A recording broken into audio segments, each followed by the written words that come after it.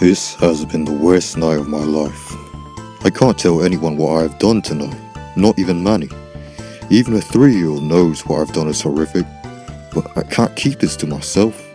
That's why I'm writing in this diary, to keep my sanity.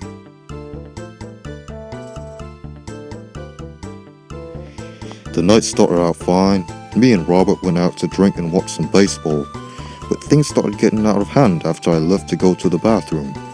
I sat down and took a sip of my beer. However, it tasted funny. I didn't think of it much of it at first, but then I started feeling woozy. Before I knew it, I was out. I woke up in the trunk of a car. I have no idea how I got there or how much time had passed. All I knew is that I was in trouble and I had to get out of there. I tried banging on the walls and screaming, but no one could hear me. There was no use trying, so I decided to wait it out. After waiting in the dark for a few minutes, I noticed I was missing my pants. They must have been stolen by the owner of the car. I could only wonder what they want with me or what they were going to do to me. I also remembered what Susan had said to me earlier. Don't stay out too late, you have to take Greg to school tomorrow. Looks like that's not happening. Around half an hour of driving, the car finally stopped. I overheard some talking from outside, but I couldn't make out any words. Suddenly, the door was opened. A man tied a bandana around my eyes and led me to his dingy garage. I could tell I was in the bad part of Plainview. I'd only been here to buy weed sometimes for when Greg's an asshole, or when Manny goes on his rants about Fox News. I'm not gonna lie, I was very scared. I was then led to a room and kicked to the ground. Then, my blindfold was taken off. I couldn't believe who was in front of me. It was Robert Jefferson, the man who I had been drinking with just a few hours earlier, the man I have lived next to for 20 years. I had no idea what he would want from me. We've been friends for so long, until he reminded me. You fucked my wife, Frank. Shit, I didn't think he would ever find out about that. Yes, me and Linda had an affair, I can't deny that, but it only lasted a few weeks since neither of us could live with the kill. But still, I had no idea how Robert could have known, until he said, Manny told me.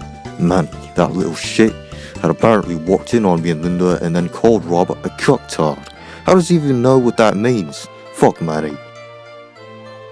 Anyways, Robert clearly didn't take that news well. He kicked Linda out and Riley's now in therapy. You ruined my life, so now I'm gonna ruin yours. He had no idea how correct he was right there, and I would have never guessed what he meant by it. Knock him out, Benny.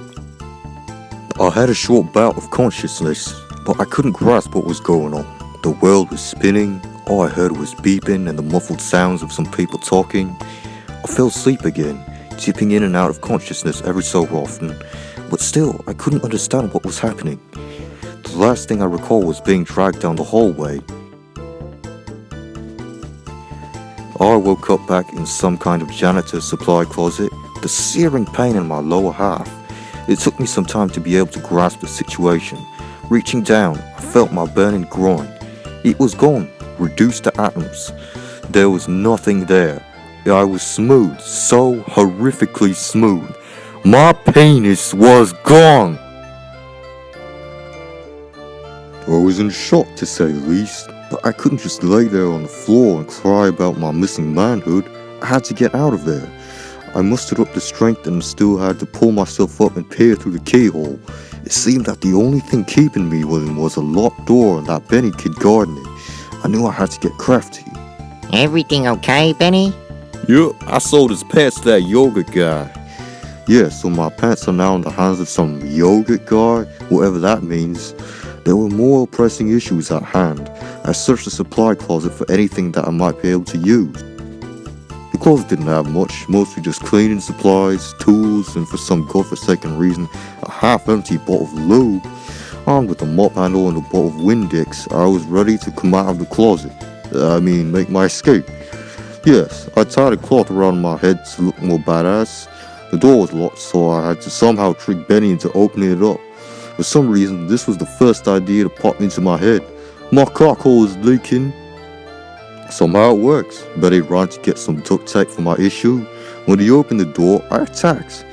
After knocking Benny unconscious with my mop, as well as possibly blinding the poor kid, I picked up his shotgun and snuck down the hall. I definitely wasn't in the same place I had been before I was knocked unconscious and my dick was detached. It didn't take long to find out I was in the basement of the Jefferson's Country Club. But why would Robert take me here? I quietly moved toward the ends of the hallway, where the staircase is. Right now I was on a mission to retrieve my stolen schlong, but I had never been down here before. Still, I heard somewhere that a penis can be reattached if it happens within a few hours of amputation, so I continued forward. I figured my manhood had been hidden somewhere close to Robert. It was just a matter of finding his office, but as I reached the stairwell, I looked into the room to the right of me and I saw something I did not expect.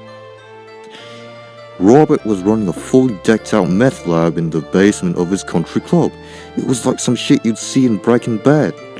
No wonder the Jeffersons were so rich. The country club seemed to be the type of money laundering scheme for his drug business. As I stood in awe of the lab, I was frightened by the sound of an alarm I heard overhead. Robert must have found out that I was gone. I had to make a run for it. The castrating man is on the loose. Into the meth lab I went. I ran into the lab. Inside, there was a set of stairs leading to a catwalk. I sprinted up the stairs as I heard Robert's guards coming around the hallway. Around the corner was Robert's office. However, as I turned the bend, the door slowly opened.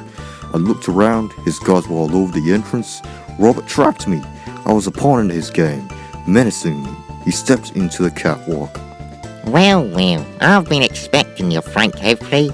Why don't you follow me into my office? I had no choice. After being ordered to give up my shotgun, I sat down in front of Robert's desk. Robert took his seat at the other side. Robert began to lecture me how he planned the revenge out. He had started plotting weeks ago and revealed something shocking. Linda wasn't kicked out of the house. Linda is dead. And I'm gonna be the next one to go after he's done torturing me at least. For now, Robert stated there were two things he wanted me to see. I couldn't believe my ears when he listed the first course of action. I am going to eat your penis, Frank. But Robert, wouldn't that make you gay? It seemed I mentioned the one fatal flaw in his plan. With Robert distracted, I grabbed a pen from his desk and lunged at him. I stabbed Robert in the neck with his pen and hid behind his desk. Picking up his pistol, I was prepared for a shootout with his guards. Robert was writhing on the floor, with blood spurting out of his neck. I couldn't believe what I had done. I didn't want him to die, but I was too preoccupied to help him. I heard footsteps coming towards the room, followed by a voice I did not expect to hear. I must be going through a castration-induced manic episode, I thought to myself. You've been more vigilant than I expected. I guess I'll have to take matters into my own hands. Yet as the door opened, my fears were confirmed. Susan? I was shocked that my wife, the mother of my children, was trying to kill me. I mean, I know what I did was wrong, but I never thought Susan finding out would lead her over the edge as it has. Give me the penis, Frank! The bullet hit my finger, blasting it right off. As I clutched my hand in pain, Susan ran over and grabbed my severed penis. Susan ran out the door. I knew she was going to do something awful with my dick, so I picked up Robert's gun and pushed myself up. I stumbled out of the office to see Susan dangling my penis over a vat of acid. There was only one thing I could do to save my penis. I shot Susan straight in the heart, but it didn't matter. My penis fell right in the acid. I killed my wife for nothing, yet it felt different than I had expected. Adrenaline surged through my body. The idea of taking a life was so horrific, so taboo, yet so exciting. It was a pleasure greater than any orgasm I have ever experienced. I was filled with an urge for more. I shot Robert's guard without remorse, every last one. Most of them were teenagers who worked at the country club, so they hesitated to shoot me, making them easy targets. Where are my balls, Benny? Robert ate them! Wrong answer, fat ass. Everyone was dead. I dragged Susan's body out of the country club and put it in my trunk. It was 4 a.m. I grabbed the shovel from home and drove to a forest outside Plainview. I buried Susan. Afterwards, I parked outside the local strip club where I began writing this diary. Since then, some things have happened. I went home and picked up Manny. Roger and Greg can live on their own, but Manny needs to be dealt with. He's the reason my penis is gone after all. I threw Manny out the window. Yeet! I need to get away, so I drove on the highway. And so, I drove off out of plain view. I can't write where I'm going in case anyone reads this, but I'm gonna find somewhere where no one can find me. Somewhere I can kill in peace. The end.